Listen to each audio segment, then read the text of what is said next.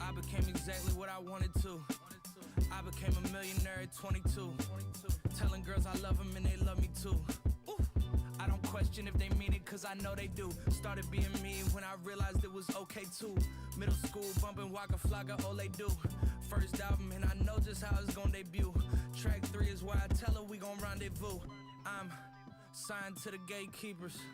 Don't believe the gossip cause it ain't true. Half of the dreams I had already came true. And they never told me anything I couldn't do. I got a mirror in my room I like to look into. At 17 I never thought that I would look this cute. Classmates can't believe the place I took it to. If I didn't rap then I would be a good masseuse. Fun fact, but it's a hidden talent cause she rubbing my back. All these different cities I'm becoming sidetracked. She leaving my hotel wearing something I packed. My wardrobe spread across a whole map. Jay Wise used to book me for the open mics. Kills me when they act like this was overnight. Like we didn't do a tour in a tiny van. 8 deep at the show, it might be 8 fans. That builds character, something y'all could probably use more of. If I told the truth to her, I know she'd be tore up. They love it when I rap and I don't even put a chorus. Turkey on ciabatta from the deli, shot to Moras. 30 grand to show up, we might as well pour up. Fake handshakes, we know you ain't going for us. Ooh, it's something about your aura, I know.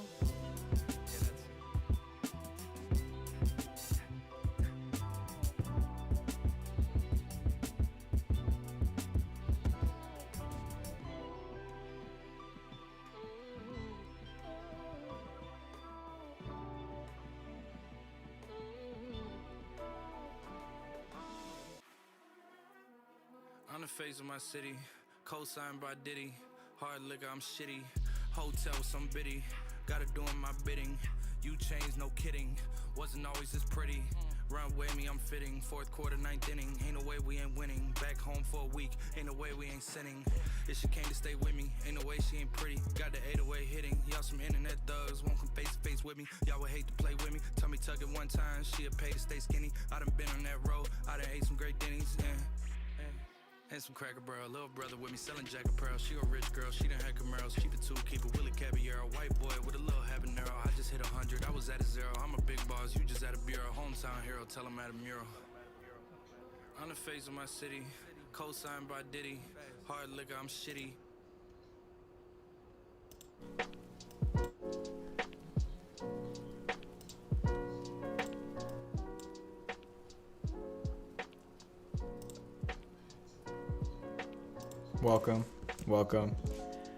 Welcome, we're back. Personally for me, not the best day. I tweeted about it earlier, I mean, a lot of green days within the last few months, but today was just, I didn't listen to my own plan. Like, I'm not here to lie or anything. I'm here to be as honest as possible, to help out as many people as possible. Did not listen to my own plan, all the things I talk about on stream. I did not follow them yesterday. I went too heavy in on options, and I paid the price for that today. So the mood's a little bit lower tonight, I guess. But I'm still here no matter what, whether the market's up, down, or doing nothing. I'm always going to be showing up every single weeknight at 9 EST. And in terms of the trades, they did fine. It's just, with options, there's like expiration dates and stuff. So even if something looks good on the chart, there's just so many more variables like volatility and I don't want to get too far into it, but for the first time in a while, I took a pretty big hit in the market today. Did not make my bed this morning. I swear all the day, I'm pretty good at making my bed, but on the days I don't make my bed, just doesn't end well. So I'm definitely making my bed tomorrow morning. And hopefully I'll have a better day in the market. Hopefully you guys had a decent day in the market. It wasn't terrible. It opened, pretty down again. And we're just pretty much in a distribution cycle where, every time there's a nice bounce, it just gets sold off, profit is taken. And every time there's the fall, it gets bought up and demand comes in. Until we break one way or the other with confirmation, there's not too much of a read on the market. And just recently, Trump denied, I guess, the stimulus proposal, saying it wasn't enough money. So that leads to uncertainty in the market. Shout out to Print. He's the one that told me about, I didn't even know that this was happening tonight, but Print let me know. Shout out to Print again for dropping the $1,250 donation yesterday. But yeah, futures are down. It's like the third or fourth straight day where futures are down. So does suck. You know, it's Christmas week. There's like a whole entire thing about Christmas week in the stock market not being too great, but I don't know. So not too much of a read on the market. Could see both ways, but remember, you don't have to know what's going to happen. You just need to be able to react to the levels. In terms of today, PIC had the merger where they changed into XL. I don't think they had too great of a day. I think it actually fell a little bit. Had a good pre-market, and then with the ticker change and like the issues with he threatened to veto the bill. Thank you for correcting me. I didn't even read any headlines or anything. It's just, so thank you for that correction, Rooster and Yvonne. So let's see what happens with that. Keep on watching the news. In terms of PIC, change to XL. I think it had a little bit of a red day. Don't know. It was obviously pretty volatile, but I couldn't really look at XL. I have to start calling it XL now. I couldn't really look at XL too much because TradingView deleted the chart. So there's really not much for me to chart on XL until more data is given. But I try to copy over at least the support and resistances that I remembered from the old chart. We'll go to it in a second. CBAT ran again in the morning. Remember CBAT, I posted this on Sunday night. It hit the first target of the trade. It's like almost at the second target of the trade. That was at 25% profit. NLS had a great day today. It's up 23% in like, I think 5 days since I posted it. And then these are the rest. I don't want to spend too much time on it. HZO also up 20%. We're going to go to Fisker right now. I'm going to have like a 10-minute talk about Fisker tonight. We need to talk about Fisker. But yeah, we'll get to Fisker in a second. Opened well. You had the shorts come in again. Dropped all the way to 14.95, but the trade did not get stopped out. The stop sell order on the trade that I put out yesterday was 14.85, and then, you know, after it went down to 14.95, there was the tweezer bottom. It had like this downsloping channel on a 5-minute chart, which I also tweeted about, and it broke over the VWAP, and I think after hours it's at like 15.69 or something. So yeah, we'll go to Fisker in a second, and then there's the rest. I don't want to spend too much time on this. These are like I put out a warning on DraftKings last night on stream, because I talked about the bearish divergence on DraftKings literally last night on stream. It went down like 2% today. Might be a little bit under the support. Walmart, they had the news come out about they're getting like a lawsuit for the opioid something. I haven't looked too much into it, but Walmart broke out of the upsloping channel. I also warned about it the second it was happening on Twitter. And KNDI, I warned about it when it was down 7% since the entry. So if you want the warnings like that, you know, the trades, I can't really change them. They're time stamped, so I can't change the trades, you know what I'm saying? So all I can do is give warnings, and I did put out a warning on KNDI and Walmart this morning, and KNDI did get stopped out. I was able to stop out way before it actually hit the real stop because I saw that it broke the demand line when I tweeted about it. So KNDI took a pretty decent hit. But yeah, the only thing that I don't have on this list is HYLN because I never made an official tweet on that. I kind of just, HYLN was like a stream exclusive trade. It's still like right around even, but at one point it was up 10%. We can look at HYLN later. But yeah, it's just like a daily recap. We're going to see what happens tomorrow. Got 37 people in here. If you're not subscribed already, join the free trading movement and hit that subscribe button. If you have not hit that like button already and you support the free analysis every single night, hit that like button. And if you want to send me a tip, it's the pinned comment in the chat. The insane tip by Print last night was life-changing to say the least. So shout out to Print again. And yeah, let's go to the charts. Let's see what's up. I'm going to have a pretty long talk on Fisker right now. Yvonne says your comments and analysis on Fisker were on point today, shared with 2,000 Fisker investors on the Facebook page. Really appreciate the support. Again, you know, I'm a pretty small, I mean, obviously we have a major, like a lot of support, but compared to other guys, like, you know, there is no goal for me. The goal is just grow. And, you know, people spreading the word about what I'm doing, it's the easiest way for me to grow. So I really appreciate things like that. And thank you for all the support. I mean, we just hit 1,250 subscribers. So I don't actually have like an actual milestone subscriber goal or anything. I just want to continue to grow. And yeah, I'm getting really close to 4,000 on Twitter as well. Thank you for all the support. Keep hitting that like button. We need one more like for 20 likes. And now we're going to have a nice long talk about Fisker. So let's head on over to the charts. And this is just futures. They're down about 0.5%, which is obviously not optimal. And yeah, there's just kind of this upsloping flag on the S&P futures. I could probably extend it now. It's really been in this for since the beginning of November. So this has been the pattern on the S&P futures, and yeah, down 0.5%. But let's talk about Fisker before I even get into the technicals and stuff. Okay, Henrik Fisker, the CEO of Fisker, the owner of Fisker, the name Fisker, he put out a tweet back when the ticker was SPAQ, and he said there's nothing between Apple and Fisker. And now there's a lot of rumors going around about Apple buying Fisker on Twitter because of the Apple news that happened yesterday that they want to get into EVs, which obviously that's nothing new. The iCar thing has been around for multiple years now. Look, all I'm saying, I'm not the person to tell you whether it's happening or not. All I'm saying is, based on the literal owner of the company, he denied it. Okay, so there's a 99% probability that it's not going to happen. So this is not my word. This is coming from the owner of the company. If you want to bring it up with him, you can bring it up with him. I was just sharing a tweet and some people got mad, and then a lot of people were supporting me because if you were here when the ticker was SPAQ, you know, you remember that in the midst of all that great shorting and stuff back down here, the Apple rumors just made things worse because people really believed in it, and then when they found out that Fisker literally put out a tweet saying it's not happening, they lost hope in that, right? So does it really matter? In my opinion, no.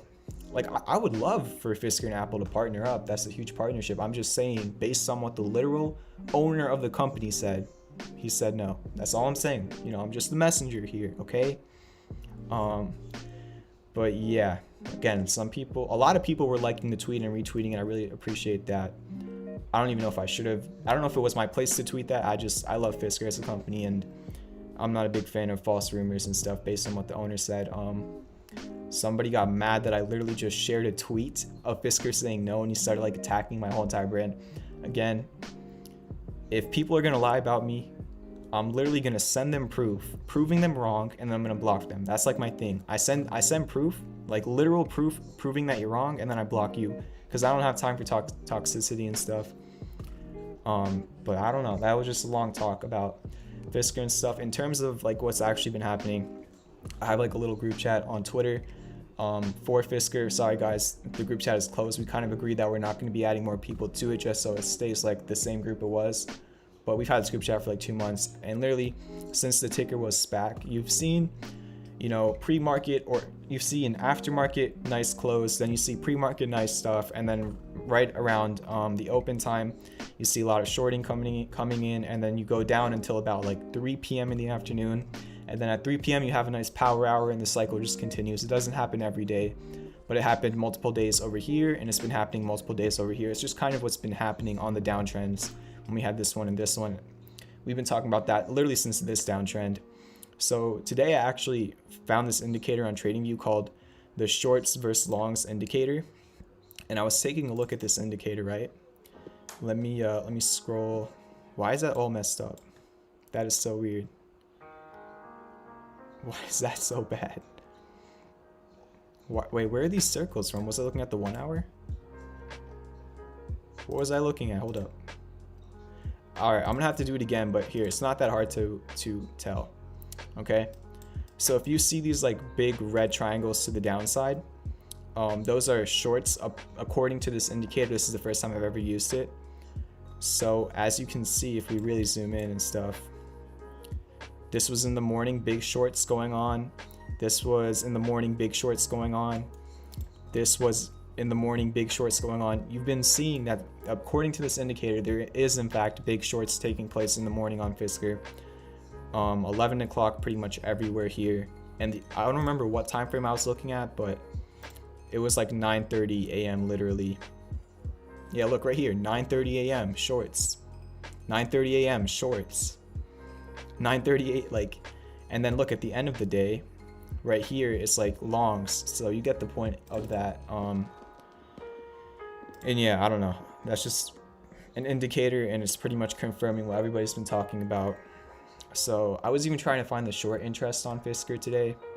Yahoo Finance was only saying it was like 5%, but then another website I saw said it was 22%. So I'm not too sure. If anybody has like a real factual short interest, let me know. It's just different websites are giving me different things. But that was my talk about Fisker. Now let's get into the technicals. The trade is even. I put out a short-term trade on Fisker yesterday, even though we have a long-term trade. It's literally my first ever trade on my trade setups page. The link for that's in the description. But there's a long-term trade on Fisker where the entry was 14.55. So that trade currently is up 7.5%. And now where did I get 14.55 from? It's on my daily. That was your golden retrace, the Fibonacci level right here, your 0.618. And then what kind of happened today was, before we even go into like the shorter time frames, you actually created like a I don't know, I can't talk right now. It has 11% short interest. Interesting. According to which website print? Because there's like a whole bunch of different websites giving me different info. Yeah, you kind of created this demand line. So is that like a major bull signal? No, it's just a demand line. But what this demand line does help for is it helps you manage your risk, because you know you need to hold the demand line. For an example, if we take a look at KNDI, I put out a warning literally right when KNDI broke this demand line. I put out a tweet. And what happened after KNDI broke the demand line? A 5% candle to the downside. That is technical analysis. You broke a support, an upsloping support, and right when you broke it, right when I warned about it on Twitter, you dropped 5% on the next candle. So that's technical analysis, right? Same thing here with Fisker. You're above the demand line and you want to continue to hold this demand line. It just helps you with risk management. Your hidden bullish divergence on the daily is somehow still developing. At one point, it actually got canceled out and then it went back over to a waning momentum. So again, you need this to go to green for confirmation. But the further and further it goes down, the higher the probability becomes, right? Like for example, play. Look, this is what happens with hidden bullish divergence. Let me make this green. Look, that's what happens. How much did this just go up? 18% with hidden bullish divergence, right? So Fisker still, you know, it's not confirmed yet, but there's a decent probability. In order to not get hidden bullish divergence, Fisker would need to fall literally all the way until $9 to not get hidden bullish divergence on the daily. But again, the question is just when. No way to know. If we look at the 4 hour, I've not really been looking at the 4 hour. There's not much of an edge on the 4 hour. So I've been looking at the daily and the 1 hour. In terms of the 1 hour, there still is the 3 rising valleys. Now, why is the 3 rising valleys still confirmed? Because today you still made a higher low than 14.55. So the original low I had here on the trade I put out was right here. But then today with the selling, I don't like this song. Today on the selling, you made another low. But fortunately, that low was still a higher low than right here. So 3 rising valleys is just a continuation pattern of an uptrend where you're making higher highs and higher lows. And look how close this thing got to being stopped out. The stop that I put out on the trade was literally $14.85. The low from today was $14.95. It kind of says $14.92 here, but regardless, it did not get to $14.85 on the trading platforms I use, on TradingView itself. So very close to getting stopped out. And then if we so you also have potential 1 hour hidden bullish divergence. So you have hidden bullish divergence on the daily and on the 1 hour. But if we take a look at the 5 minute, this is, I kind of put like a tweet thread out on this, but this was the intraday call I made on Fisker. Once you bounced off that $14.99 support, and if you remember, I've been talking about $14.99 for a really long time. Look how long you were using $14.99 as resistance right here. Every time you broke $14.99, you pretty much went to $18.21. You broke it here and you went to $18.21. You broke it here and you went to $18.21. But it was your resistance besides from the times you broke it. So now you're trying to flip that resistance into a support, and that was your support today, $14.99. And then on the 5 minute chart, again, the 5 minutes not the most reliable time frame unless you're a scalper. You had this down sloping channel and you had a tweezer bottom right here. This was your tweezer bottom. And when it was right here, I said, look for a breakout and a move up to the VWAP for a retest. Right when it was right here, I put out a tweet. It retested the VWAP, it broke it. Then I literally put out a tweet saying it broke the VWAP, and then it went up to 1576. So yeah, that was a great intraday call. We'll see if it can hold. Again, you know the whole entire story of the shorts in the morning, so we'll see tomorrow. Eventually, you're going to have to figure that the trend will be broken. The question is just when, and who knows the answer to that. But yeah, I think that pretty much goes through all of Fisker. I mean, your levels you know, just react to the levels, right? It's right at the entry of the trade, literally right at the entry to the cent is where it closed. I think it went a little bit higher after hours. But just know your levels. Supports are 1455 and 1499. Resistances are 1651 and 1821, but you also have 1750, which is on my 4-hour chart. You also have 1750. So those are your levels. That is Fisker. And was it a stop loss rate? It could have been, definitely. The fact that it went just right under $15 and then bounced back up. But look, if we take a look at the 5-minute, what did you have right here? And why did I say it was the tweezer bottom on Twitter? This is known as the tweezer bottom candle pattern, right? What happened after tweezer bottom that I put out, that I updated?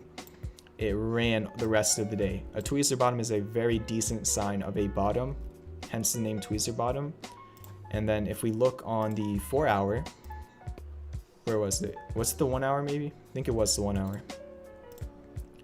If we look on the 1 hour, remember when we had the tweezer bottom right here? We had a tweezer bottom right there, and that was literally your low of the whole entire downtrend.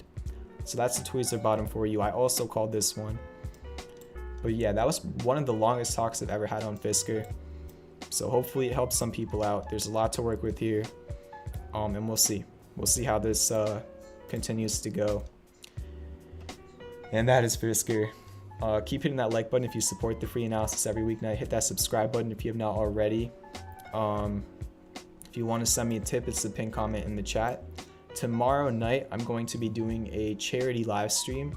So all the tips I get, not tonight, but tomorrow night, all the tips I get tomorrow night will go towards charity. I'll be giving more info on the charity live stream tomorrow on Twitter. But yeah, definitely be there tomorrow. I just want to give back for Christmas. So I'm excited to do the charity live stream tomorrow night. And yeah, that is FSR. What else do you all want to look at? Let me know in the chat. Drop some tickers in the chat. Yeah, that's Fisker. That's S&P futures. Bitcoin has hidden bullish divergence, and it's just kind of in this range where the support is 22,485 and the resistance is like 24.1k. It just went back to the resistance and it pulled back right there. The hidden bullish divergence is still developing on the 4-hour. So that's your support, that's your resistance. I don't know where it's going to go next. Just react to whatever it does, knowing your levels on Bitcoin.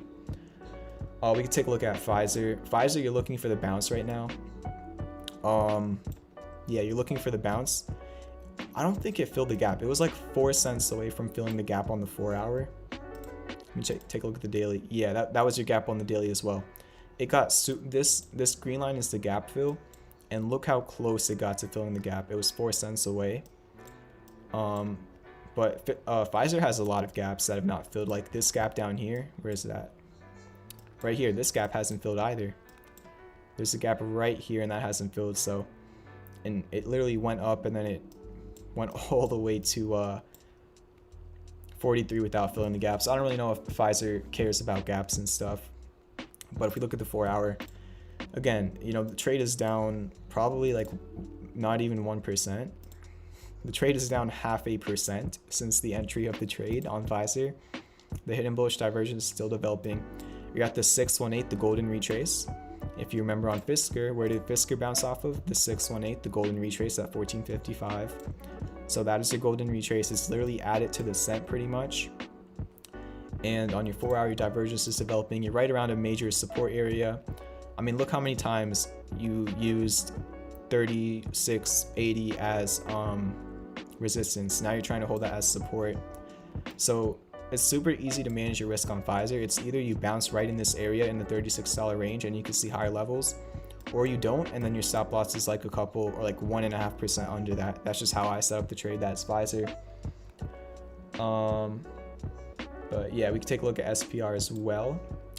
Confirmed breakout. Hidden bullish divergence is developing on the 4-hour right there. It broke out of this, what is it called? Downsloping flag. As you can see, very slightly it broke out of it, kind of back testing it, and it's over the 3670 line by 2 cents. 3670 is a very important level on this chart. We scroll back in time. You used 3670 as resistance now three different times, right here, and right here. So now you're trying to use it as support. Really important to hold that on daily candle closes. On the daily, this is technically a bearish pattern, but you're at the demand line of it, and you could see another bounce. before you really break out to the downside if you ever do. But again, regardless, it's just super easy to manage your risk. Because if you fall out of this demand line of the pattern on the daily, the ascending broadening wedge, if you fall out of it, your stop loss is right under it. So what I really like about this trade is how easy it is to manage your risk, because you know what needs to be holding, right, on SPR. Could be some hidden bullish divergence on the daily, but too early to really tell. So I'm more concerned with the 4 hour. And it has all the factors it needs, but again, that's only probability, it's not certainty. You need the demand to come in right now. It's not a certainty if the demand will come in. But yeah, just kind of going sideways at this major support resistance of 3670, but it did break out of the downsloping channel today with confirmation. That is SPR. We could take a look at, well, CRM broke out today. I don't know what happened after hours, but CRM did break out. This is not an actual trade setup. I was just saying, I put out a tweet for like a potential scenario because there's a gap fill on CRM to 241 or so. And it did break the 229 resistance, which was your support right here, and it's been your resistance right here. You broke out of it with confirmation. So again, this is not a trade setup. This is just me showing a potential scenario of where it could go for the bulls and the risk that could be entailed if it doesn't go. But that is CRM. Not too much there. Those are your levels: 215, 229, and 241. Let me put my light back on. It turns off at 9:30. So that's CRM, and then Ride. Do you guys see QS today? QS is crazy. Wait, where's Ride at? Right here. Keep hitting that like button. Let's get to 30 likes. If you're not subscribed already, hit that subscribe button. Join the free trading movement. If you want to send me a tip, it's the pinned comment in the chat and the first link in the description. Ride double bottomed off of this support range, never really got to 1662, which just kind of held the 1819 gap fill level as support. Bounced off of that. I don't even know what 2016 is from. Is that from the 1 hour?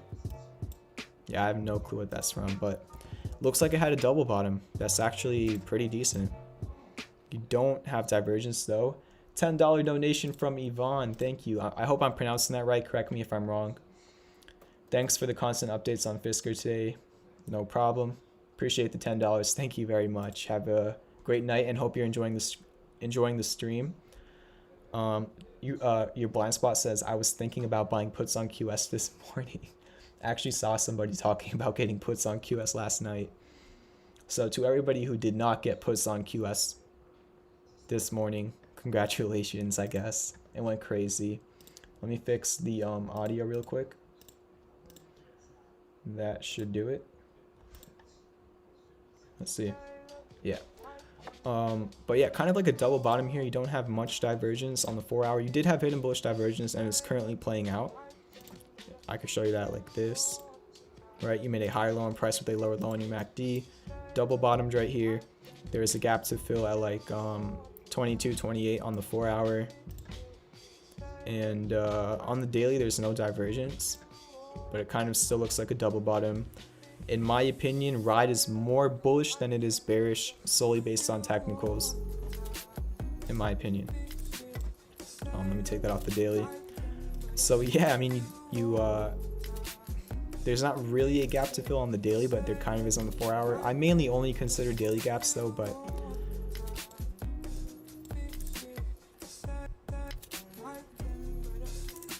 interesting. I like the pattern. I don't know if it's really an inverse head and shoulders, but kind of. Maybe that's your left shoulder. This is the head, and this is your right shoulder. But you also have a double bottom here.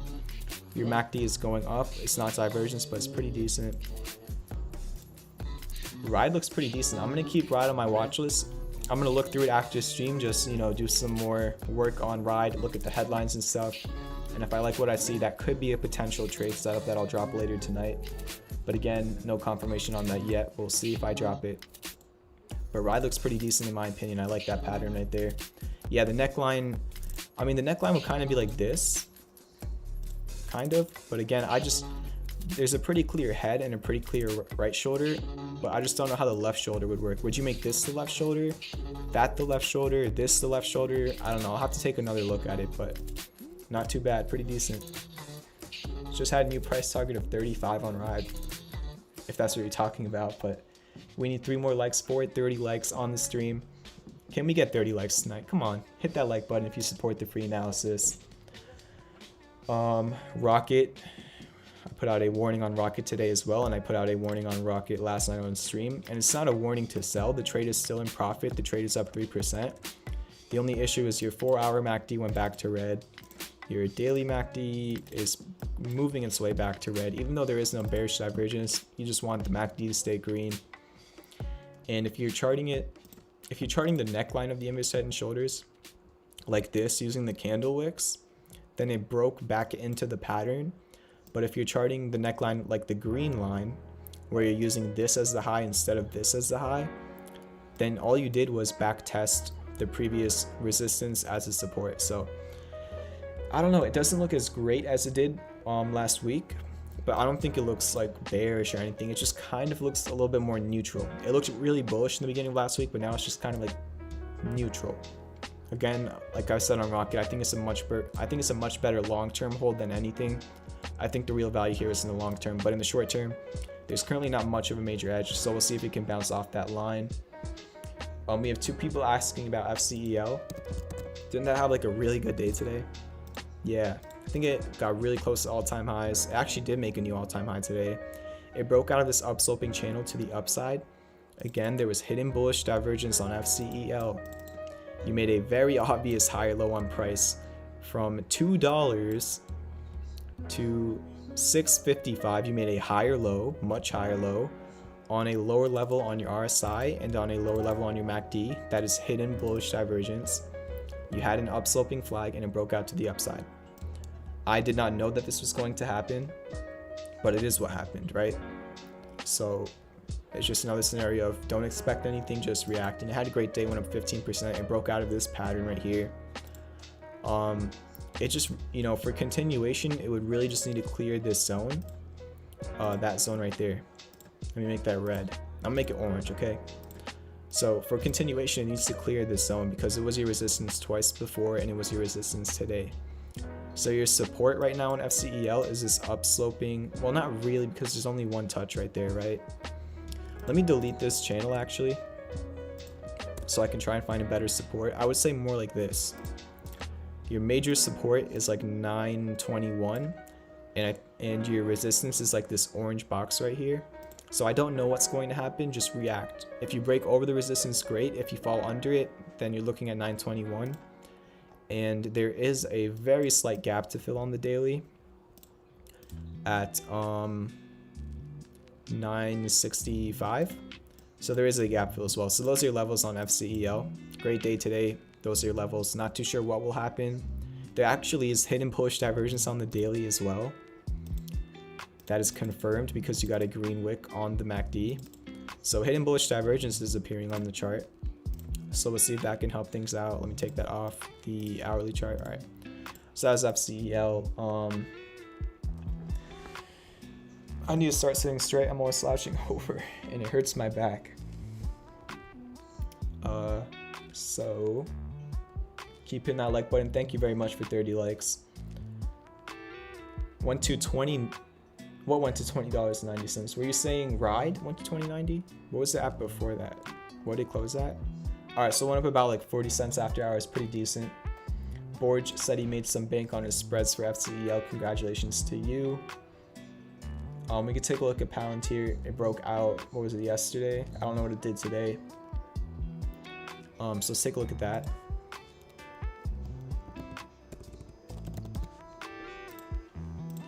Not a fan of this song. All right, so this is Palantir. Not too much there. Let me go to the 4-hour. Yeah, I mean, look, it broke out and it just kind of went sideways today. It kind of, it broke out and now it's trying to flip the previous. Let me line this up a little bit better. I think I might have it done on like the daily, but now it's trying to flip the previous resistance into a support. It broke out right here. It back tested it right here. It back tested it again. So you have the breakout. You're just looking for a continuation. Your MACD looks pretty decent right now. There isn't, that's your pattern. You broke out of it. So now you're just looking for a continuation to the upside. We'll see if it happens. It's not certainty. It's just probability. Two resistances are 31.20 and 33.45. And then your support would just be, you would just drag this demand line like that, and this would be your support. So I could probably just leave it like that. So that green demand line is your support. You do not want to break under that. So what else we got here? GM upward demand line, and just cross over major resistance and hidden bullish divergence. Take a look at that. Let's see if you're right. And if you're not, it's all good. It's all about learning. Yeah, there is hidden bullish divergence on the 4 hour. So let me chart that. Take a look at the daily. There's hidden bullish divergence on the daily. Okay. How did their price react to, was it GM or GE that was, I think it was, wasn't it GE? Was it GM or GE that was in talks with Nikola before everything went down? Was it GM or GE? I'm not too sure. I think it was GM because they're General Motors, they're not General Electric, right? Let me take that off. So let me just confirm that for me, please. Crazy run. Looks very similar to the S&P right now. And it's at a pretty big support. Yeah. It was GM. Okay, so it was this company. So they've obviously outperformed Nikola recently. I haven't even looked at Nikola in like a month, so I don't even know what Nikola is doing right now. But yeah, major support. It was a resistance, but now it's a major support at $40.69. So you are just above that. In terms of other resistances, you have one right here at $44.95. Hidden bullish divergence. You have the divergence here above the support. I don't know if you have much of a pattern though. We could take a look at the 4 hour. Maybe it's like a channel. No, there is no pattern. That's the thing. You have divergence. You're at a support, so that could send you bouncing off of this line. You just don't have a pattern. So I'm not saying that it can't bounce. I think it actually has a higher probability of bouncing here, and it makes your risk management super easy because if it doesn't bounce here, what's it called? If it doesn't bounce here, then you would get out. So I'm not going to post this on Twitter. I'm not going to put it on my trade setup page, just because a lot of the people who don't really understand technical analysis don't understand risk management. But if you're in this stream and you watched my video that I put out yesterday on risk management, you understand risk management. So I'm gonna show you guys how I would manage my risk if I were trading this. It's not an official trade setup, but again, it looks pretty decent for sure. So again, I don't know if it's going to bounce here, but if you manage your risk, if it bounces here, you'll make a good profit. If it doesn't bounce here, you're only going to lose very little. That is what risk management is. You don't know for sure if anything's going to happen. Nobody knows. In the grand scheme of things, we're all stupid, right? So nobody knows anything. But if you manage your risk, you could potentially gain more than you lose. So let's say we manage our risk right here. This is how I would set up a trade. Your entry price would be right now. Your stop loss would be right there. You're risking 2.5%, and your target would be right here. This is a 3.8 reward to risk. You're going for almost 10% profit, and you're only risking 2.5%. So this is your stream exclusive potential trade setup on GM. Not posting it on Twitter, not putting it on my trade setup page, but this could be a bounce area. The only thing I would say is it just did have a crazy run since COVID, but then again, how many charts can you find on the stock market that had a crazy run and there's continued running, right? So that is how I would manage my risk. Hopefully, if anybody wants to trade that, you can go with it, but again, not financial advice by any means. That is GM. I'll keep it on my watch list, so I'll see how it does. I'll see how it does tomorrow. Yeah, we can take a look at IPOC. Didn't it crush it today, or was that yesterday? It kind of went even today, but I think yesterday it went absolutely insane. Oh my gosh, I didn't even look at IPOC. Where did IPOC pull back? At the $14 resistance I showed, right? That's just psychology. So it, it was not a cup and handle. It was a rounding bottom, and it broke the 1180 resistance I've been showing on stream. And what happened after it broke 1180? It went to every single one of the next resistances I talked about on stream for the last week. I did not put these on my chart today. I've been showing these resistance levels on stream for multiple days. It broke the first two, and now it's kind of messing around at the third one. 14, just kind of like a psychological resistance, just being like an even dollar, right? And you know, you broke the $13 standpoint, which was your previous all-time high, so every even dollar could be a resistance on IPOC at this point. That's just, there's no real resistances when you're at an all-time high pretty much, but you do in fact have a support at $13.19. So now your previous resistances have become supports. So all the orange lines on the chart are supports now. All these orange lines, you can take a screenshot if you want to. Those are your supports. Just trying to hold this 13.19, which was your previous all-time high pretty much. And what was I gonna do? Oh yeah, Fibonacci. We could take a look at the Fibonacci now that it's created a new all-time high. So your previous swing high to your previous swing low. It is currently right under your 2618. The 3618 is literally $15. Remember what I was saying about the even dollars? So after 14, your next psychological resistance is 15, and your 3618 is also exactly $15. So if it breaks 14, you're thinking 15, but again, I almost just dropped my painting on the wall. But again, TA works best for consolidation ranges. It doesn't work the best for like all-time highs and all-time lows. But great stuff on IPOC. Yeah, great stuff there. UPLD confirmed hidden bullish divergence on the daily, breaking out of a symmetrical triangle. I feel like we looked at this last night, maybe. Not last night, maybe sometime recently, no? Hidden bullish divergence. There is no hidden bullish divergence, unfortunately, on the 4-hour or the daily. And now why do I say that? Yes, you did cross over to the green, but divergence means that your oscillator and your price do the opposite thing. So even on your RSI, you don't. So these did not do the opposite thing. They did the same thing. Your price went up, your RSI went up, your MACD went up. So that is not hidden bullish divergence, unfortunately. In terms of a pattern, I don't know. Maybe like it was an ascending triangle. I don't know. Do they have any news come out? It might have just been a supply and demand thing. I don't see a major pattern here. Could have been like an ascending triangle, and it could be trying to break out of it.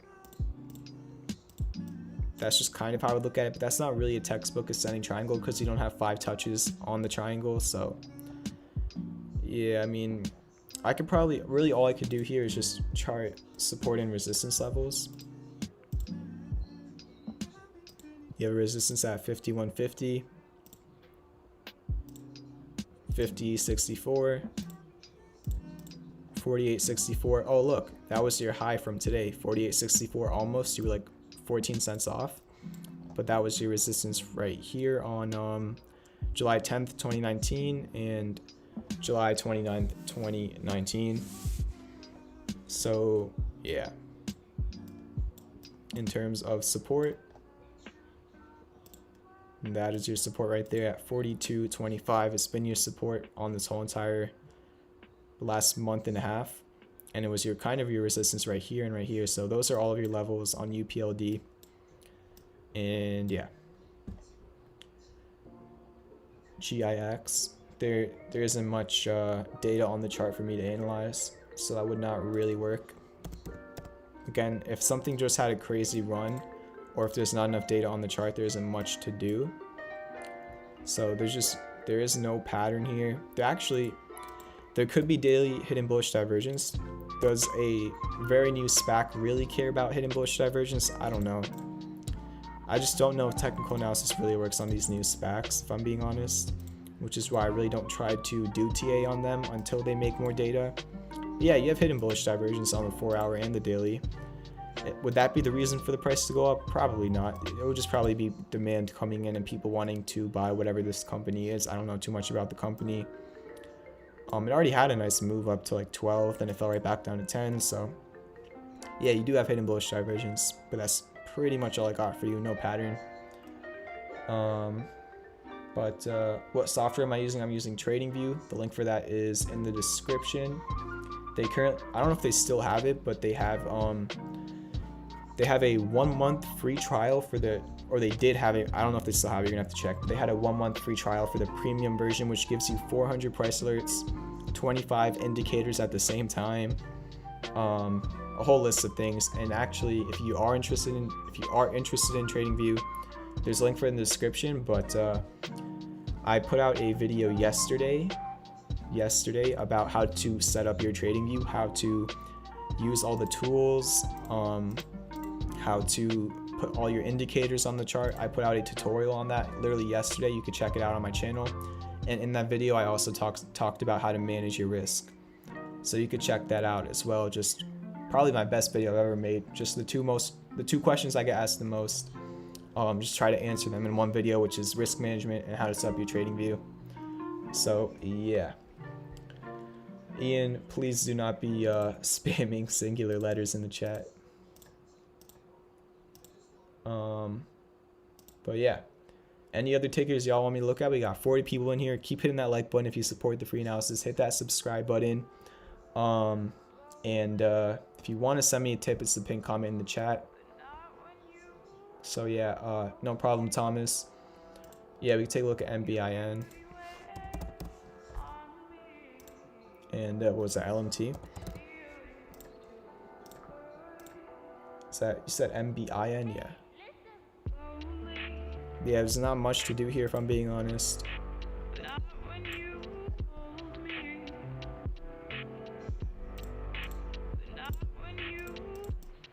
Just kind of rejected the $29 resistance, went a little bit over but couldn't hold it. Support at $25.57. Other than that, there isn't much of an edge. Joshua, thank you for the $10 donation. He says, thanks for the updates during the day. Absolutely. I'm off from college for a month, so literally I'm spending pretty much my whole entire day. I wake up at 9:30. I'm posting tweet updates and trade setups and trading myself until the market closes at 4:30 or at 4. And then from 4 to 5, I'm just working on my Call of Duty League in the Discord and stuff. And then from 5 to 6, I work out. And then from 6 to 7, I watch Mitch Ray stream his technical analysis.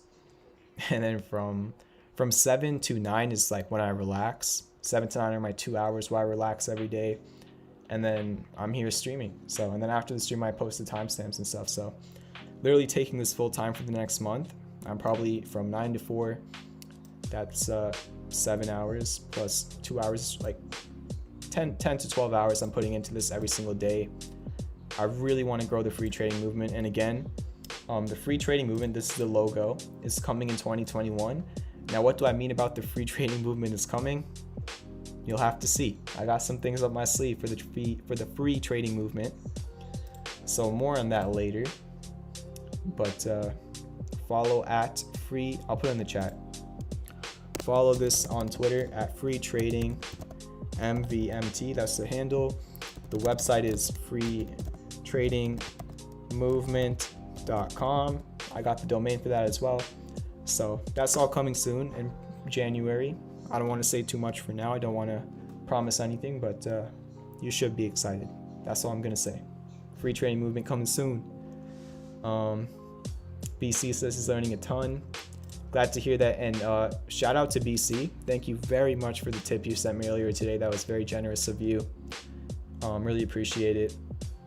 So thank you. Thank you for 40 likes as well. Love all the support coming in. If you want to send me a tip, this is the pinned comment in the chat. What else we got here? CURI, we could take a look at that. We could take a look at Macy's for sure.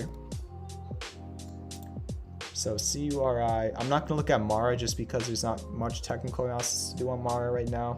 Crazy run, pretty correlated with Bitcoin, and I just did an analysis on Bitcoin in the beginning of the stream. We'll take a look at, did I look at LMT already? Yeah, I did. Looks like a falling wedge. Looks more like, nah, I don't really see a falling wedge. If you're looking at like the 4 hour, maybe. Yeah, 4 hour falling wedge. So did I already go over LMT or did I not go over LMT yet? I think I might have not went over it. So I will go over LMT. And what else? We got CRBP. I'm just adding the tickers right now so I can like speed through them. CRBP. Okay. Corbis. Macy's, I need to add that as well. Macy's. And NO, is that a ticker, Scrooge? Novan? No, I don't know. He just said no. Okay. CLDR.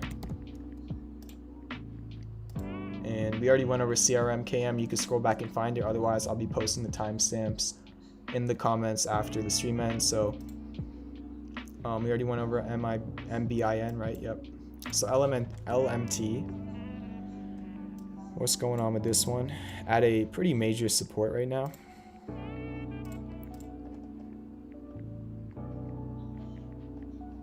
Is this your support at 338 or is your support at right here? Wrong one. Like right there at 345. So I guess those are your two supports, right? Is it a falling wedge? Yeah, sure. You can make it out to be one.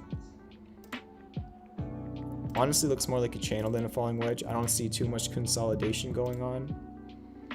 So let's try and chart it as a channel. Yeah, I would say that's a pretty textbook channel. Look how many you have. Like, you have 2 touches on the top and like 10 touches on the bottom. So that's pretty textbook for a channel. Just a downsloping channel. Near 2 different support points. No divergence on the 4-hour. I just went to the weekly. And no divergence on the daily. So pretty simple. Hold 345 and you could bounce. Fall under 345, then 338 is next. Fall under 338 and then really take caution on that one. So CURI, there is not much technical analysis I can do there for you. Just a straight line up, there's not much there. 1169 support, 1525 resistance. That is literally it, unfortunately. You had a very nice double bottom.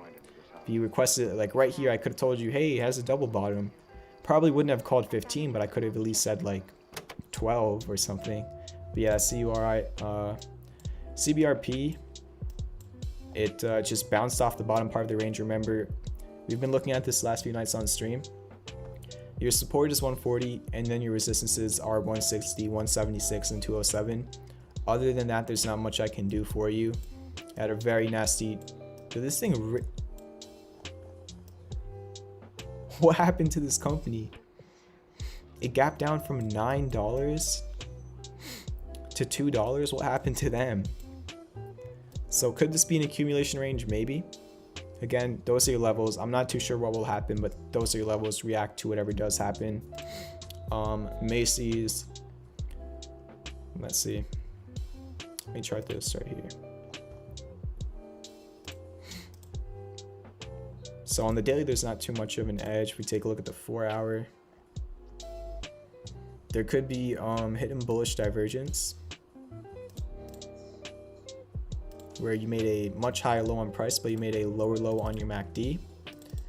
And yeah, I don't really see much of a pattern. It's not really a head and shoulders, just because you don't really have a right shoulder. It would be bearish if the price came up to right here. If the price came up to like right there, it would have been bearish, but the price never went up to that.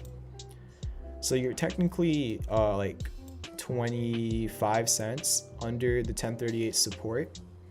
However, you're kind of building like a mini support right under that, right here at 1006. So this one's pretty simple. You have potential hidden bullish divergence. It's not confirmed yet. If it holds $10, your next resistance really is like, let me raise that a little bit. If it holds $10, your next resistance is 1140. If it breaks $10, then I would probably get out of this, because there would be no support and there is a gap fill on the 4-hour to 913. So it's either bounce off the $10 support and you could see 1140 eventually, or break under the $10 support and you're, you know, most likely going to fill the gap to $9.13, but that's Macy's. CLDR. Let me go on the daily for this one.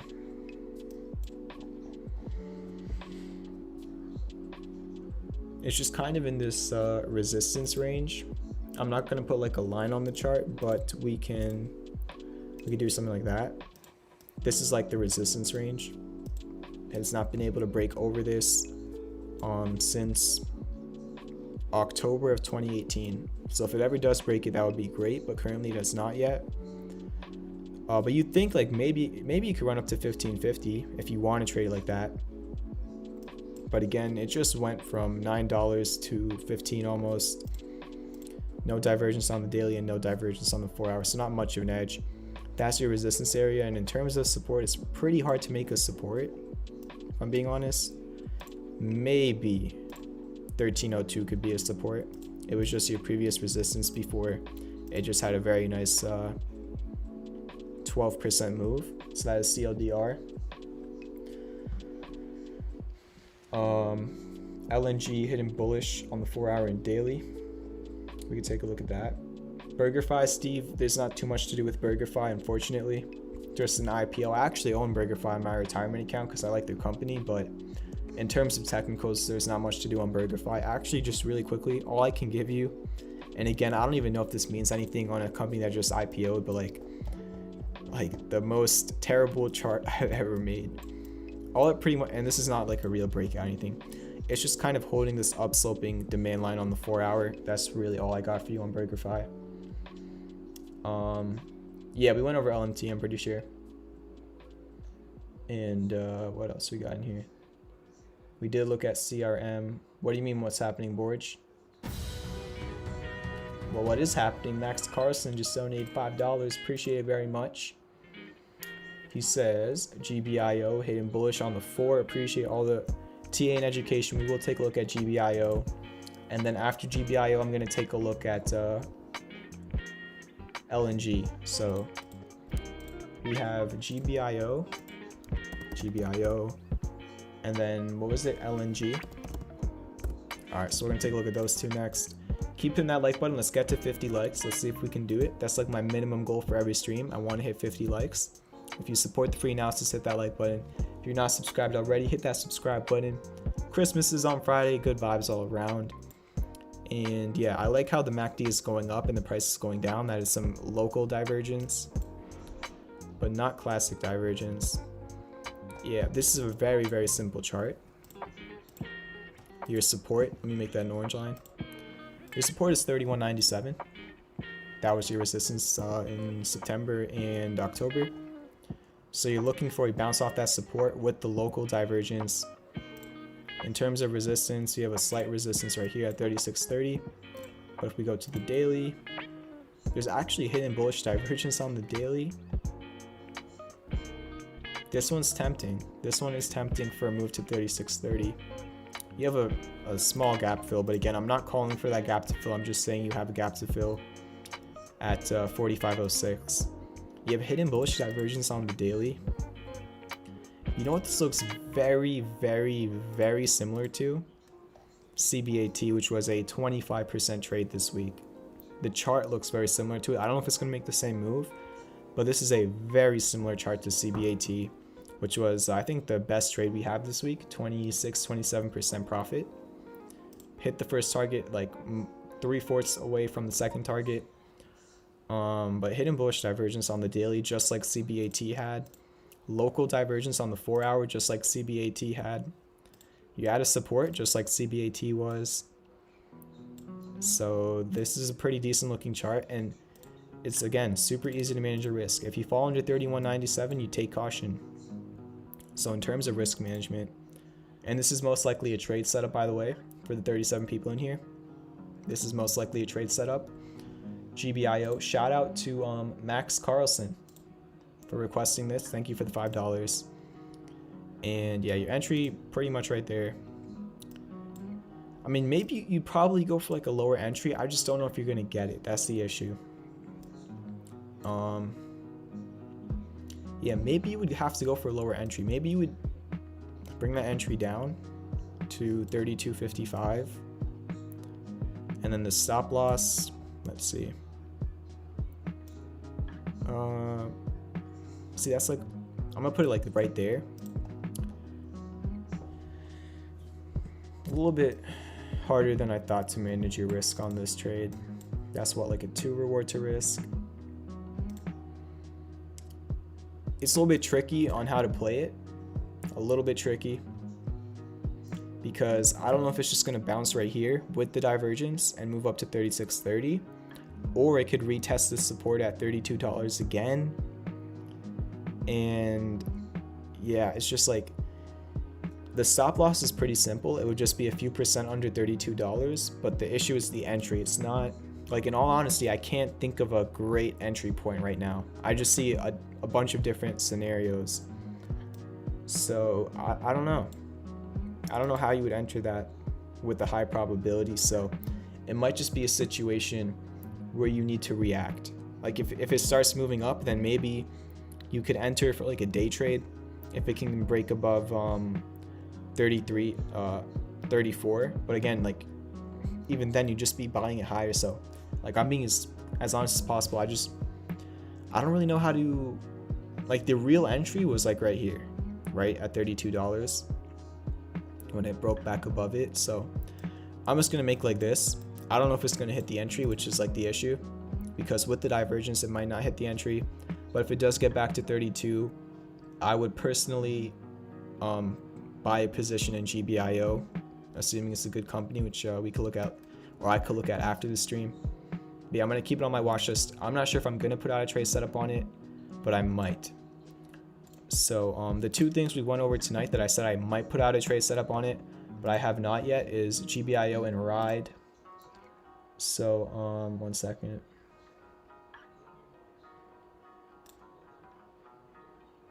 Okay.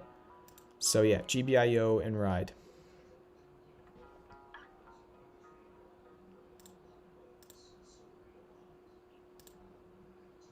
I don't know what I'm doing right now. I've never like moderated my chat. Sorry guys, give me a second. Somebody's just spamming the chat right now. And I've never had to moderate my chat, so. Alright, that should be good now. I think we're good. Probably no more spamming anymore. So I think I banned him from the chat or whatever it's called.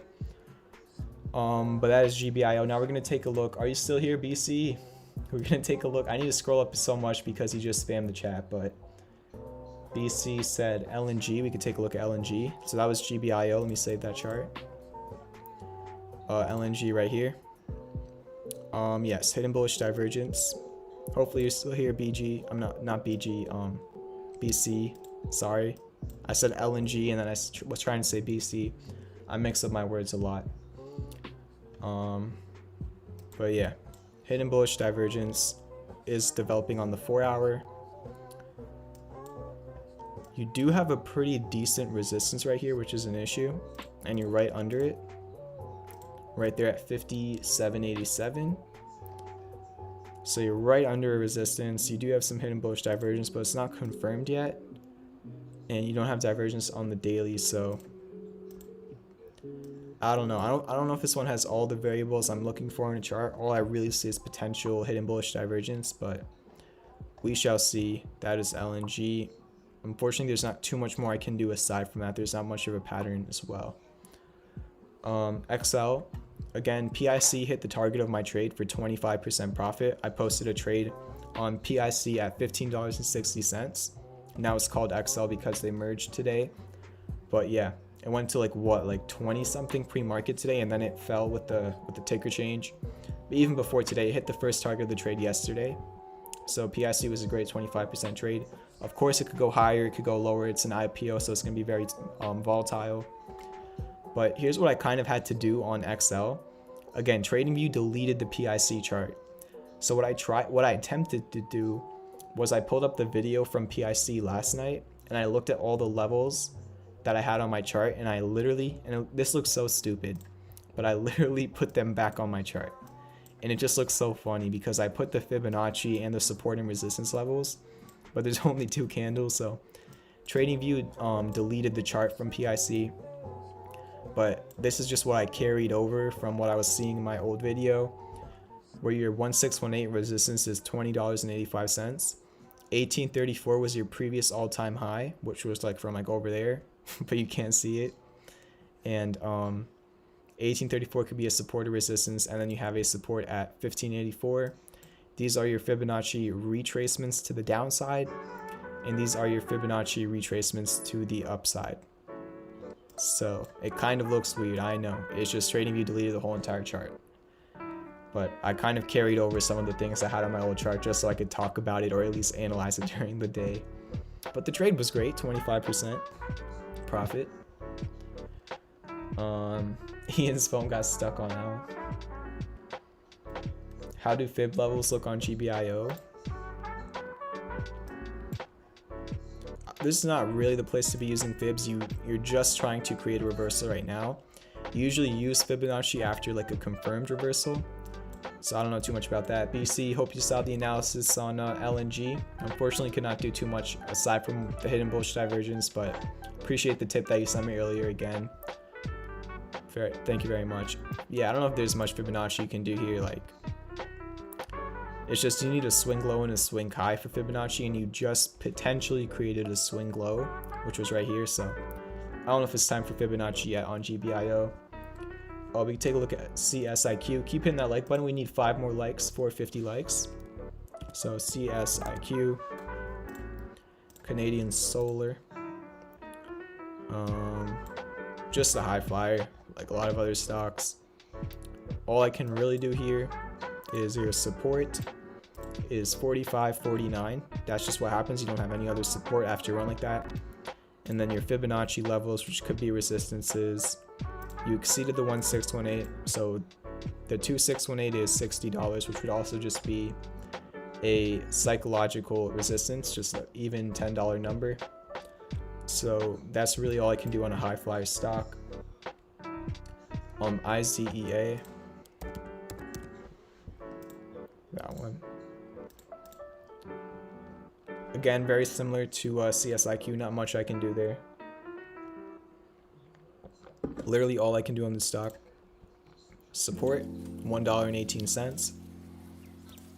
And resistances, 148 and 167 based on Fibonacci. But again, you do have some other data here, so that could be a resistance right there at 155. Oh, look. Go figure why 155 was the high from today, literally. 155 was your high from August 17th, and it was your high from July 31st and August 3rd, and it was your low from June 15th. So using past data, it is very obvious why 155 was the resistance today on IZEA. DraftKings, I put out a warning on DraftKings this morning. It was a trade setup. Let me find it. So DraftKings right here. So DraftKings was a trade setup that I put out. When I originally put out DraftKings right here, the entry was 53 and it went up 4% literally on the first day of the trade to $56. And then unfortunately, after it made like a nice 4% move on the first day of the trade that I put out, classic bearish divergence started developing where you made a higher high on price, but your MACD started going down from this island to this island. Your RSI also went down. I warned about DraftKings last night on stream. I showed you the classic bearish divergence. I showed that last night on stream, and yeah, I warned about this on stream last night. It was down like 2% today. Since the entry of the trade, it is down 2.5%, and it's also under the support. So on my daily recap tweet today, I also said DraftKings fell under the technical support, which it did. So DraftKings is technically bearish now. I am no longer in the DraftKings trade. Well, I actually exited my DraftKings trade the day that the Ohio news broke. I actually exited it like right when that happened somehow. But yeah, it's more bearish than bullish technically right now. So this trade is not going to work out probably, unless it gets back over $53 and your MACD goes back to green. Based on technicals, not financial advice, but this is an example of a trade changing very fast. And again, you can't complain. It was up 4% at one point, and right now it's only down 2.5% since the entry of the trade, which was 53.81. So yeah, I don't know, it doesn't look as good as it once did, unfortunately. That is a trade that changed. We need 3 more likes for 50 likes. For 30 people still here, if you've not hit that like button, it just helps grow the stream. Free analysis every single weeknight, well, every single day now. I've been live for the past 10 days in a row. But yeah, keep hitting that like button, hit that subscribe button if you haven't already. If you want to send me a tip, it's the pinned comment in the chat, first link in the description. I'm not going to look at XRP just because the technicals on XRP don't really matter right now because of the news with the SEC and stuff. But we can take a look at Ethereum.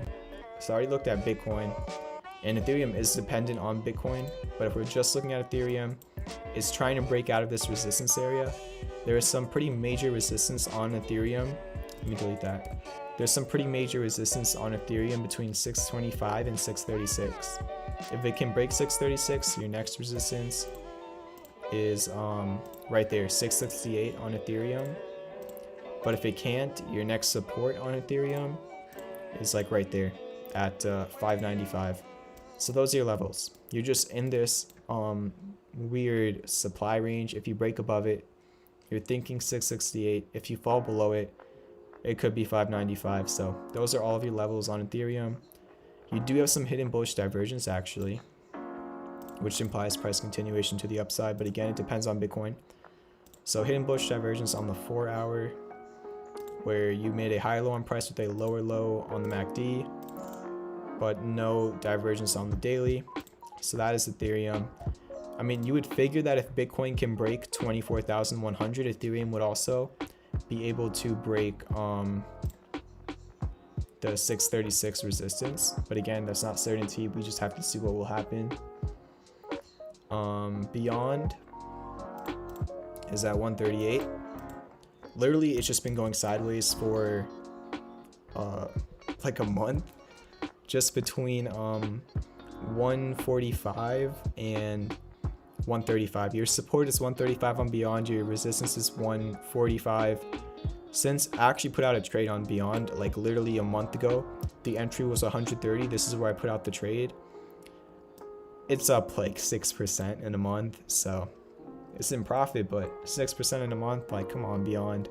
Never even filled the gap to 150, so I don't know. That's your support and your resistance. 135 support, 145 resistance. Aside from that, not too much. Salmon says, bro, I took a nap, woke up, and I'm still at it. Yeah, just every weeknight putting in that work. That's what I gotta do. What else? SBE confirmed bullish on the 4 hour.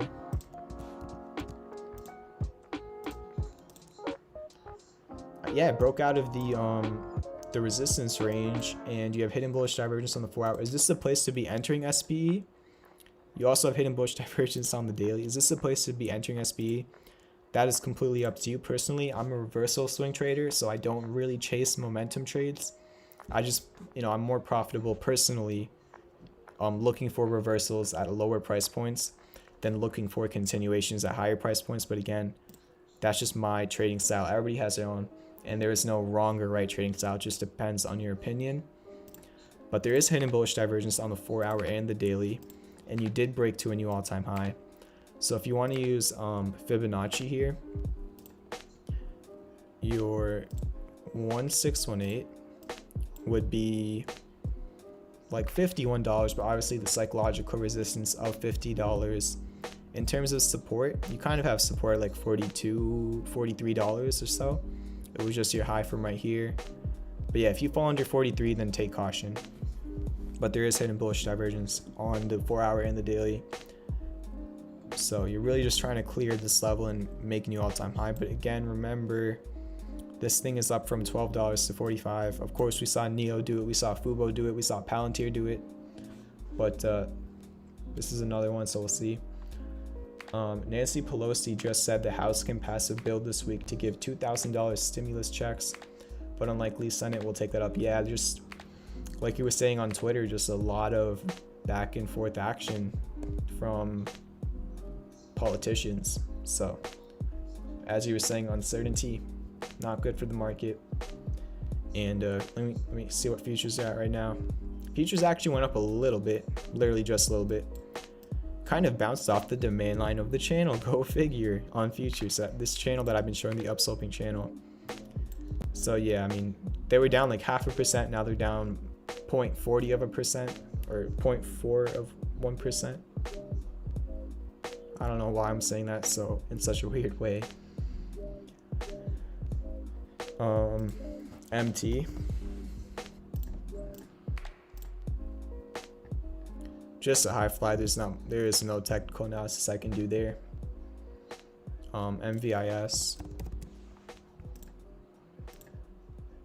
That's up 60%. There's no technical analysis I can do there.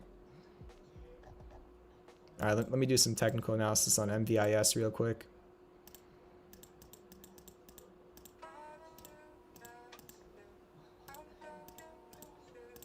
Interesting. All right, there's your chart on MVIS. Hope you enjoyed. That was not me trying to be rude. I'm just joking around, but yeah, there's not much I can do there. GHIV. Did we not already look at GHIV? I thought we did. Apparently not. GHIV, it's over the $11 support. It's just trying to hold that. There's hidden bullish divergence on the 4-hour developing, where you made a higher low from $10 to $10.64, but a lower low on your MACD, and it's moving back towards green. So hold $11 and you could see $11.70 again. Fall under $11 and your next support is $10.64. So STNG right there. No divergence on the 4-hour. Keep dropping tickers in the chat. No divergence on the daily. So yeah, not a big fan of this trend.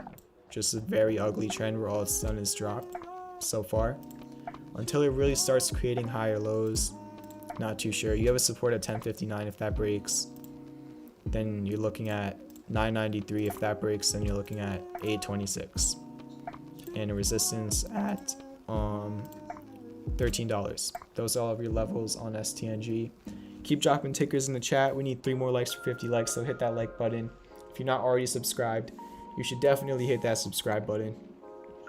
Just free analysis every single weeknight. And if you want to send me a tip, it's the pinned comment in the chat. EXPC. So right here, nothing I can do on that chart. Not enough data. AT&T. I think we were looking at that the other night actually.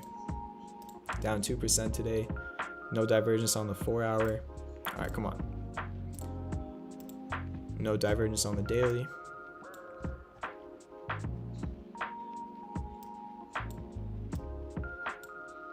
I'm probably gonna have to go on the weekly for this one.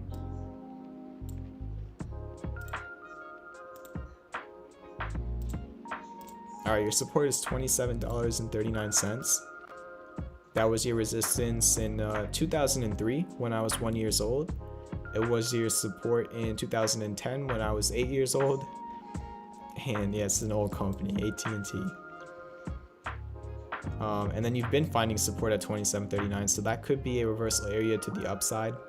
27.39, literally a multi-decade support on AT&T. So 27.39 is a pretty decent bouncing area. In terms of resistance, and I'm looking at the weekly time frame, 31.82. You support 27.39, resistance 31.82. That is AT&T. OXT, we can take a look at OXT. You know, it's trying. I actually got stopped out of an OXT trade today. Lost 6.7%. There's like this support at 25.79 cents or 0.2579. It was your support right over here. It was your resistance right here. It was your support again right over there. But unfortunately now it just fell under it again. It had a chance at 4-hour hidden bullish divergence but did not get it. KM, thank you very much for the $20 donation. Really appreciate it. Let's go. He says, or she, I don't know if it's I don't know your gender, but Thank you for all your work. Happy holidays. Thank you very much, KM. Happy holidays to you. I do know who KM is. Never mind. Sorry. I'm all over the place tonight. I'm sorry. But thank you very, very much for the $20 donation. Really appreciate it. Happy holidays to you and your family. Happy holidays to everybody in here.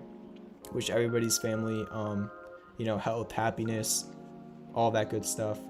Hopefully, you're all doing well. Hopefully your families are doing well.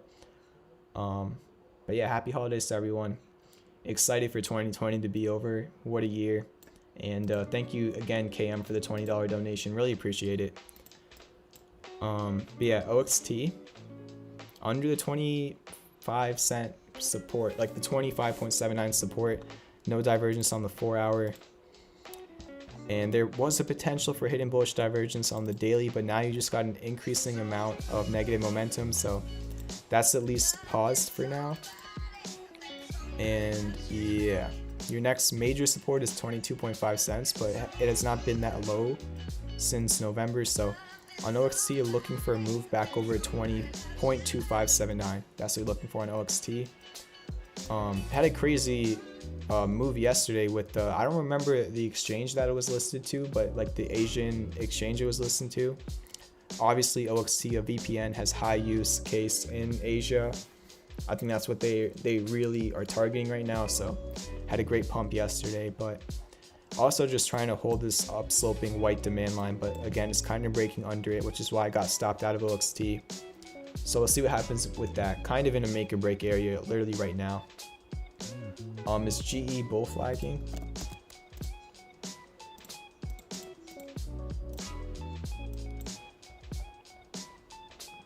Nah.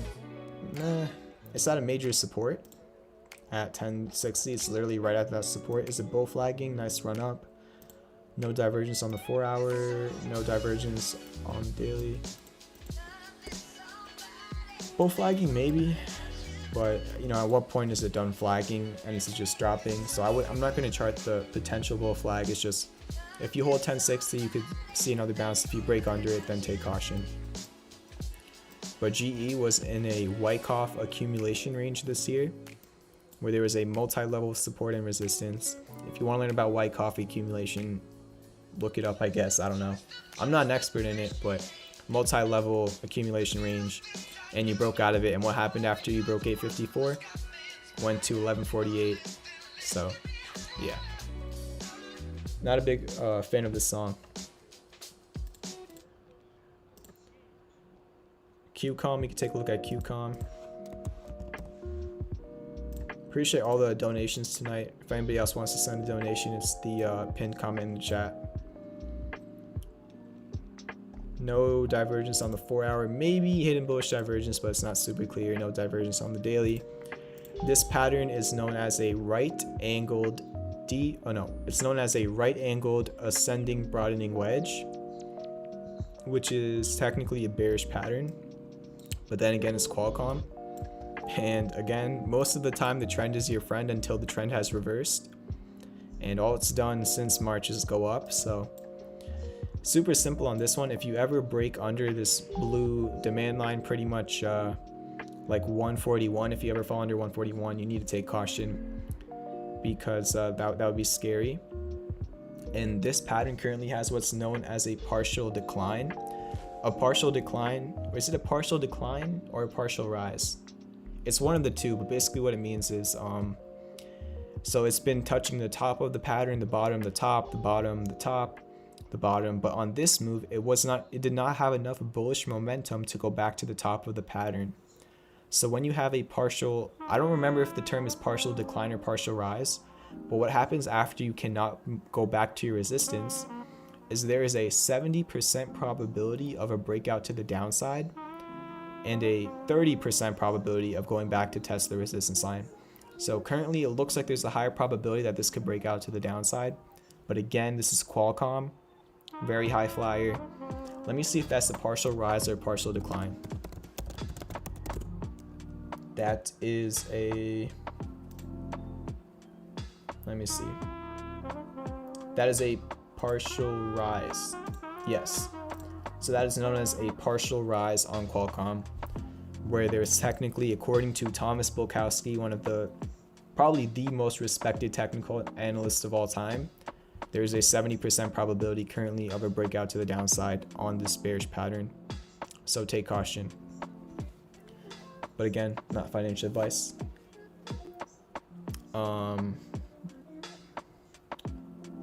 So did I do NLS? We could take a look at NLS.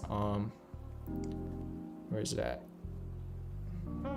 Why can I not find NLS? All right. NLS is up 30%. I don't know why I have two of these. The entry on NLS, it never got down to the actual entry of this thing right here. So I put out on Twitter, it's just the entry was like right around there. It broke out of the falling wedge with classic bullish divergence on the 4-hour and classic bullish divergence on the daily. This was an official trade setup that I put out. And since the entry point on NLS, it is currently up 30%. Okay, if you took profit at the actual target, it was a 21% profit, but it continued to run, and now it's up 30%. So yeah, NLS, great trade that I put out, doing very well. So F, is that forward? Let me take a look at forward. Let me skip that song. Forward, no divergence on the 4-hour and no divergence on the daily. What is this? It's like a mega, let me delete these. This is from, I charted this like literally months ago on forward. It's like a, yeah, so forward is in a mega, this is on the weekly time frame. This pattern started in 2010. This is a 10-year long pattern on forward, 10 years long. This is a decade falling wedge. 1, 2, kind of 3, 4, kind of 5 touches. So this is a decade long falling wedge on forward. I mean, so technically this is long-term bullish, but it took a decade for this pattern to form. So it could take a decade for this pattern to complete and hit a target. So yeah, it's currently at like a support resistance level, which is 880. As you can see, it was your resistance back in 1992, before I was even born. It was your support in 95 when Michael Jordan was winning NBA finals. It was your support in 2012 when the Giants won the Super Bowl. And I don't know why I'm like correlating events to the past supports, but you get the point. If the last time it bounced off of this line is when the Giants won the Super Bowl, and the Giants are literally doing horrible this season, well, they're doing a little bit better now actually, but they started the season horrible. You get the point of how long and old this pattern is on a very old company, a century old company, which is Ford. So I believe Ford is like a century old, Henry Ford, right? I might be completely off. That might be a little bit too predated for me to know the answer to that, but when was Ford founded? Yeah, 1903. I'm pretty spot on. Over a century old. So yeah, falling wedge on the weekly, which is crazy. Not much of an edge on the daily and 4-hour though. So that is Ford. What else we got here? JD, we could take a look at JD. KM, thank you very much again for the 20. Greatly appreciated. So JD, crazy run. Let me zoom in on the 4-hour. That was the weekly. So if you're looking at the 4-hour, look where it bounced. JD actually just broke out of a down sloping channel. Let me scroll out a little bit. Is this a dragon pattern? It's kind of a dragon. I'm not going to chart it, but regardless, it had a double bottom at $80, which was your support between October and November. So that was a major support. It created a double bottom at that support. It broke out of the down sloping channel. So in the short term, this, in my opinion, is bullish.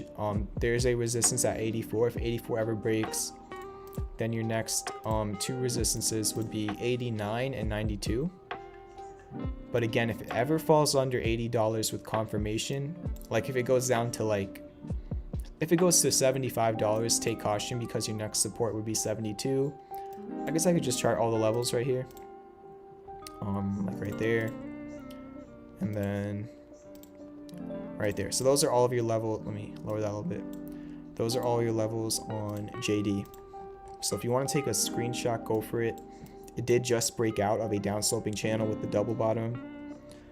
But yeah, those are all your levels. If you break one of these resistances, you're looking for the next one. If you fall under a support, you're looking for the next one. So that's JD. Thank you again for the $20. We need 2 more likes for 50 likes. 2 people in here have not hit that like button. Just consider it. Free analysis every single weeknight. And that is JD. Max Fisker was one of the first things I went over in the stream. I talked about Fisker for like 15 minutes. If you want to scroll back towards the beginning of the stream, go for it. We can look over OKE. I've been seeing that in the chat a lot. But Max, I'll be posting the timestamps to the stream on my Twitter about 15 minutes after the stream ends. OKE, oh my gosh. Inverse head and shoulders. This is what happens when you have an inverse head and shoulders. Did it hit it 100% hit the measured move of the pattern, right? Yeah, it hit the measured move and it went even higher. So that's how you like target in inverse head and shoulders. The target of this was like $40 and this went to $42. It actually went to fill a gap. There was a gap right here. So it went to fill this gap over there. So it just technically it kind of just completed a major bullish pattern. It hit the target. So yeah, this one's kind of clear. You're at a support right now. Let me show that real quick. You have a support at 38.38. Pretty cool, I guess. That's not really that cool. I don't know why I said that was cool. Look, that was your resistance right here. It was your resistance right here, and it was your resistance right here. So 38.38 could be a bounce level. If it falls under 38.38, then you want to take caution on OKE. But great inverse head and shoulders playing out right there. We can take a look at GRT, the new Coinbase listing. So not much to do on the 4-hour. I mean, we could use like Fibonacci, I guess. It's yeah, bounced off the 50% Fib retrace. There's no MACD on the 4-hour, so let me go to the 1-hour. All right, stop it.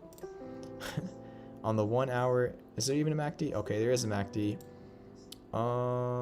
There's technically hidden bearish divergence on the 1-hour, where you made a higher high on your MACD, but you made a lower high on price.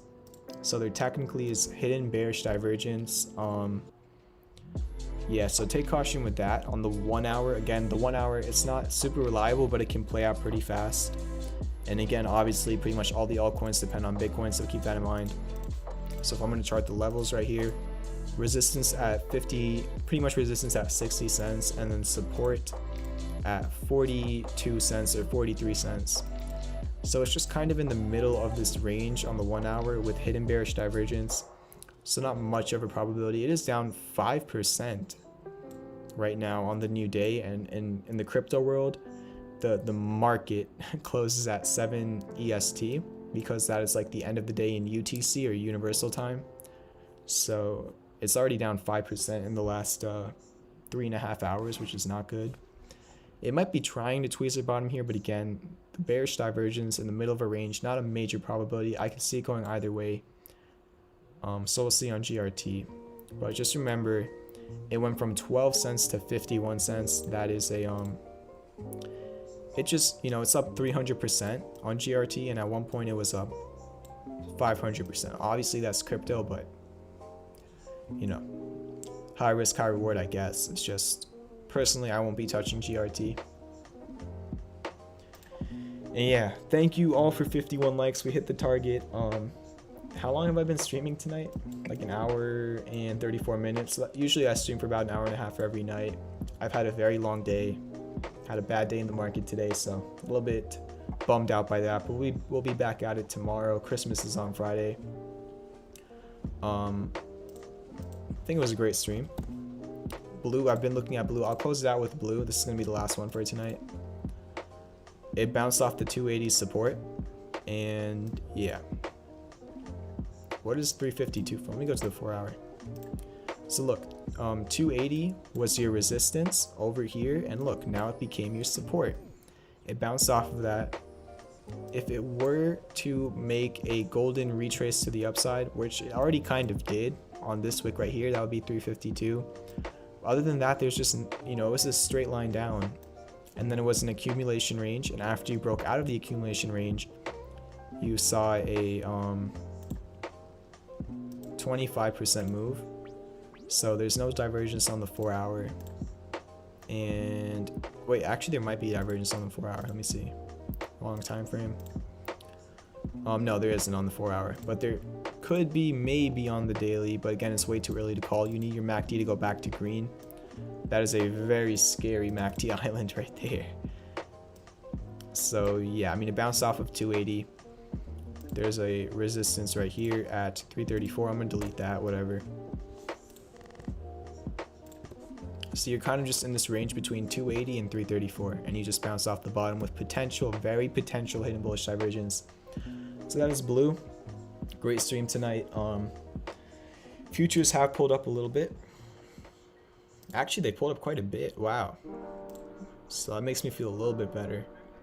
But again, the uncertainty with stimulus and stuff, keep on watching the headlines, see how that develops. Thank you for 50 likes. Thank you for all the donations tonight. We'll be back at it tomorrow. Hopefully I have a better day in the market tomorrow. I don't know, I'm just not used to seeing really big red days in the market, which I guess is kind of like a blessing, but at the same time, you know, today wasn't a good day for me in the market. So hopefully I do better tomorrow. Keep you updated. Christmas is right around the corner. Hope all of you have a great night. Tomorrow night I'm going to be doing a charity stream. So if you could donate anything tomorrow night, that would be, you know, greatly appreciated. I just want to give back for Christmas. I'm going to be announcing the charity that I'm donating to tomorrow morning on Twitter. But yeah, be here for tomorrow night's stream. It's going to be my first ever charity stream.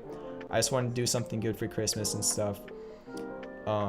So yeah, be here for tomorrow night. If you can donate anything for Christmas, basically I'm doing a charity stream for a horse therapeutics non-profit organization where they basically, you know, teach kids how to like ride horses and you know, special needs kids and stuff like that. So I'm gonna be trying to raise money for them tomorrow night on stream, so be there, just trying to give back and stuff. So I'm excited for that. I'll be posting in the morning. The timestamps will be up in about 15 minutes. I hope everybody has a great night. I'll see you tomorrow night at 9 EST. Until then, peace out. Thank you for all the tips as well.